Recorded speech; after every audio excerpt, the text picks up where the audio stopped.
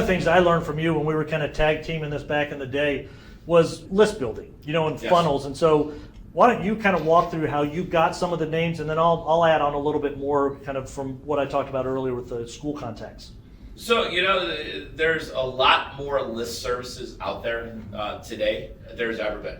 But for the basic restaurateur who may be listening to this, without investing into a list management, it's very simple. It's called Google.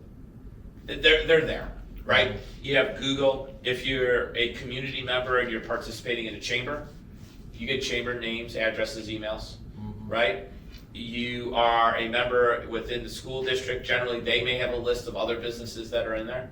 But let's just go old school and go Google. Let's develop that ring around your restaurant and get a list of all of the funeral homes, all of the schools, all of the doctor's offices. And you start in 1 mile, 3 mile, 5 mile increments, and you start building those lists. Yes, they're extremely time consuming.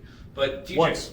Time consuming once. correct, because when was the last time a hospital moved? No. Right? So once you get the hospital and you get their directory down pat, it ain't going anywhere, right? When we used to work in hotels, I'm an ex-Marriott guy, and our sales team would go out to competing hotels back in the day with their voice recorder, and they would walk in and they would read the reader board of what businesses were there.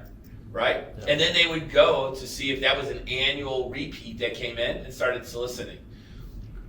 You have a smartphone in your pocket that has a recorder on it. Why can't you walk into the hospital and get all that done? Go into the high school, right? And figure these things out, right? Hard to get past the front door these days. So, True. To that point, we kind of a hack here. It's easy to search, hey, who's the Marcus High School football band booster? The cool thing about a lot of those, it'll be president at marcusbandbooster.com. So you have that email address, and they just change the forward every year, which is awesome. But we found a piece of software called seamless.ai.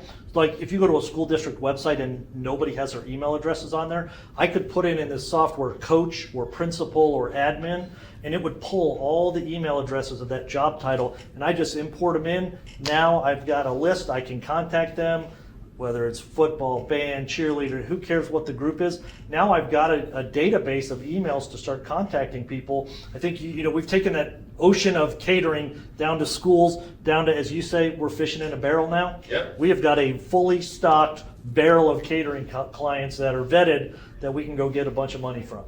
No doubt. So TJ, we talk about list acquisition, list storage, where do you get lists from, how do you find lists? What would you tell somebody if they were starting out today and they're building their catering empire? What are a couple of tricks you would use on that? One of the things, the mistakes I made early on was I would just cut and paste email addresses into emails, and I never really tracked anything or saved anything. So stupid me, took a little while to get going, but it is literally as simple as save them into Excel. First name, last name, email, phone number if you get it, maybe school or company or job title so you can sort these lists. But you've got to have a basic CRM, and Excel works fine. Yep. Now, I think there's places to go get lists, and then there's also ways that you could be a little more sophisticated with CRM. But for those of you all out there who think you have to spend a lot of money, Excel's pretty inexpensive / free. We all have it. Start there. What are some of the other ways you can think of? There's 2 of them that are out there. So I think, and I've been using it for years, is a program called Cater, which is a full catering suite of tools. But what I like and what we use is their CRM platform. Because you hear everybody in the industry talk loyalty, what's the CRM? Marketing, what's your CRM? So what is your catering CRM? And to your point, you can do it via Excel. You can import, export, but if you get to that refined CRM that can look and house sales and when the last sale occurred, now you can generate frequency, you can generate lapse guests, you can do more with that, and you can tie that into your calendar program to remind you. You can do it into a marketing program and get more of those different things.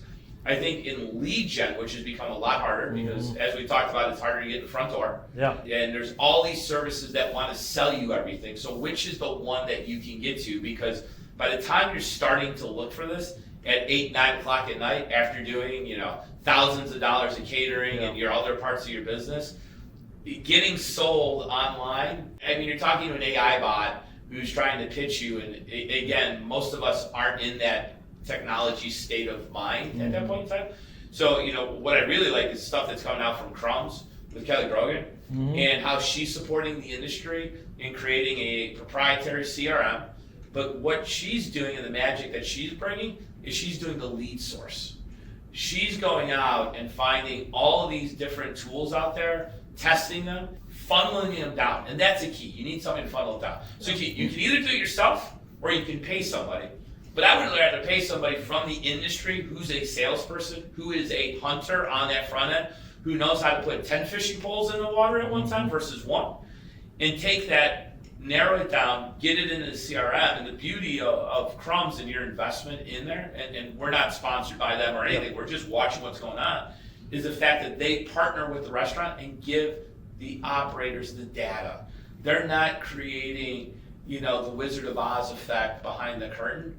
They're setting it up, they're showing you how to fish, they're fishing for you. It's because you said it. Yeah. Once you got it, it's just reusing it, right? So not taking advantage of that, whereas a lot of other people are. You know, it's funny, it made me think of something. When I was a Witch franchisee, and again, I'm not anymore, but I got to the point where I only had 2 restaurants, and you know, COVID had just hit. It was kind of bouncing back from COVID. I was a speaker, not a lot going on still, kind of post-COVID. I started going out to the other Witch franchisees and saying, hey, look, I'll go fish for you. You know what? Just give me $1 a box, but I'll get the lead gen, I'll get the orders, I'll get them to you. You guys just make the food.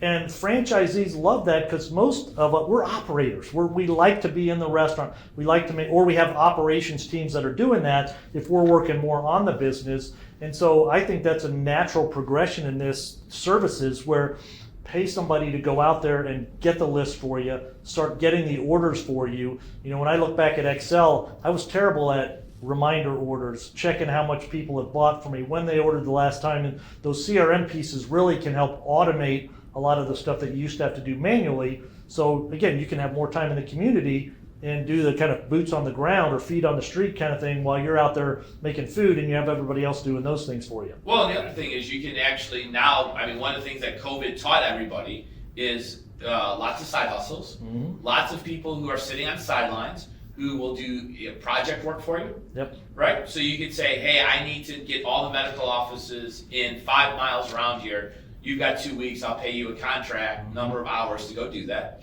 You can get temporary offshore part-time help, right? For a very low price. You give them the tasks that you want done, and they will whip you a CRM together and have it for you in the format that you want.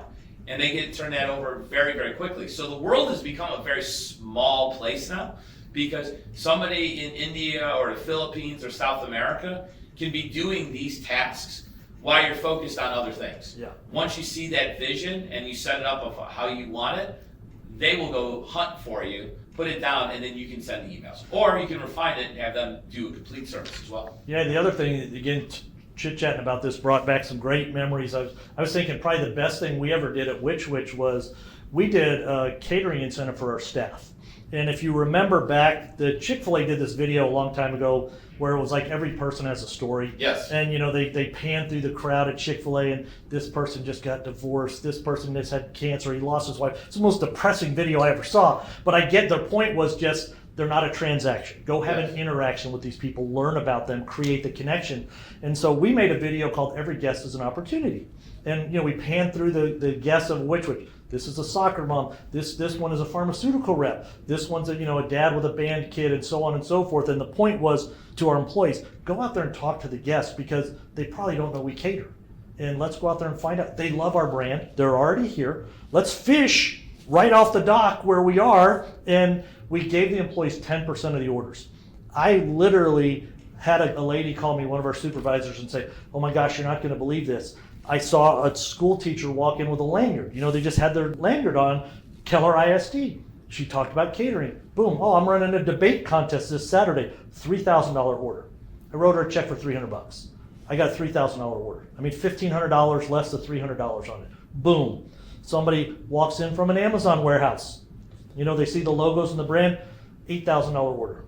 Only because we made a 1-minute video that taught them to look at the people that are already here, but just look a little differently. That's a great way to build lists. Anything else you can do kind of in the restaurant or maybe while you're out in the community at events? Well, I mean that, or I mean even think about it. I mean QR codes are not dead. Yep. I mean they are alive, and Scott Stratton wrote the book QR codes killed the kittens. Yep. Well, they've all resurrected again. So like cats, they have 9 lives.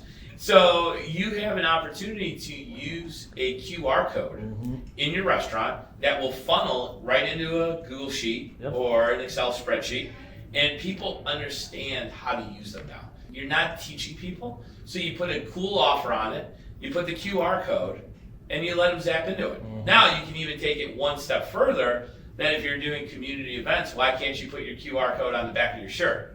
Right? And have people scan it as you're walking through the event, right? The opportunities are there when you think about it a little bit differently. And I think that's what you and I and the other folks that are really passionate about catering, is because we understand the philosophy that it isn't, and I hate to say this, it used to be in our business, catering's the gravy on top. You get 3 to 5% catering, oh, you're doing great. That's going to give you the extra vacation a year. That's going to give you the extra trip to buy something. Why? Why was it only 3 to 5? Because people were not fundamentally looking at it as part of their business strategy. I open a restaurant, I have food, beverage, catering sales. They would just wrap it in. How much money am I going to advertise against food, beverage, and catering? It has to be that discipline that you're hungry for and that you go after, because you understand the economics of operating the business. Because again, it all goes back to the mentality of, I would rather get one customer who I get 100 sandwiches from than have to go find 100 customers to serve them one sandwich. Yeah, and again, I think we talked about last episode, catering's like fishing. And if you think about all the things we talked about, it's you got to get a bunch of hooks in the water. You got to get them in the right water. You got to, if you want to catch a shark, we're in Dallas. I'm right on Lake Grapevine here. I could go fish for 12 hours today. I'm never going to catch a shark because it's the wrong lake. It's freshwater, not saltwater. I got to go to the right place. I got to put the right hooks in the water. And if you think about what great fishermen do, is they throw chum over the boat to attract people. The fish aren't just going to jump in your boat. You got to go out there and attract them to your brand. Put the hooks in there with an attractive offer and get them in and reel them in. And then, man, it's great when you're fishing in that barrel. It's easy. Well, it's a great point. What is the attractive offer? What is the chum that you're using? It's a good question. And again, if we're talking about schools, meals, it's typically a set price. Hey, I have $8 a box lunch per kid, or teachers and those kind of things. I think if you're trying to get admins and the decision makers in that way, or you build those lists, it's not a discount for the company. Hey, 10% off your catering. If I'm an admin, I don't care about saving my company 10%. But if it's, hey, order from us and you'll get a $25 gift card, or why do people order from Easy Cater? Because they can save points for Amazon gift cards. They're getting a benefit for them. So look at what your catering buyers want. It may be free food from you, but oftentimes it's not. It's certainly not a discount for their company. It's a little bit different when you're talking about schools and teachers. So kind of figure out what jazzes them. A school receptionist, hey, you get an order and I'll give yours free while everybody else pays the $8 or whatever. That may be all it is. He or she gets free food, $8, costs me about $2-3, and now I've got a couple $100 order. Well, it's the what's in it for them, right? In terms of the buyer, if you're just chumming the water, there is no better chumming of the water than sampling food. If you're doing this business, you believe in your product. If you are not that confident, then you're in the wrong business. You need to put your food in somebody's mouth and get them to enjoy the passion, the quality of the food, and then the service, right? You can have a Michelin star meal and have a horrible experience and never go back and miss maybe the tastiest bite you'll ever have, but you will never know that it was the tastiest bite if the server who put it down didn't tell you the story behind it. No different than me telling the quality of the turkey that I'm going to sell to you and why my turkey is better than somebody else's turkey, right? At the end of the day, you need to marry service, the hospitality business, not the hostility business, and the quality of your product. And when you do that, I mean, that's what you're talking about. At the end of the day, when you're putting your fishing lines in, it's the customization and flexibility.